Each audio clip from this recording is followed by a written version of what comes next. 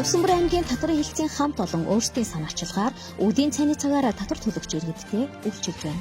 За Говьсөнбөр аймгийн татвар хэлтс нь 2018 оноос иргэдэд цайны цагаар үйлчилгээ үзүүлж эхэлж байна. Ковидын үеэс төр зогссон байжгаад 2023 оны 3 сарын 1-ээс энэ үйлчилгээгээ дахин хэрэгжүүлж үйлчилгээ үзүүлж байна. Төрийн албан хаагч болон бусад албан ажилтнууд цайны цагаараа манай татвар хэлтс дээр ирж үйлчилгээ авах боломжтой.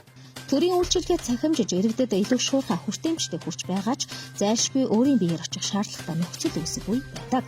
Ийм үед өдрийн 8 цагаар ажилладаг иргэдийн хувьд ажлын цагийн давхцлын улмаас төрийн үйлчилгээг шуурхай авч чаддаггүй байна. Тэгвэл Монголын татварын албаны хэлтсүүдийн хувьд анхдагч үдгээр онцлог энэхүү санаачлагад иргэд талархалтай хандаж байна. Цайны цагаар үйлчлүүлж байгаа надад маш их давуу тал. Ажлыг их хөнгөвчлж байна. Би өөрөө ажил хийгээд яг цайныхын заваар яг ирж байгаа.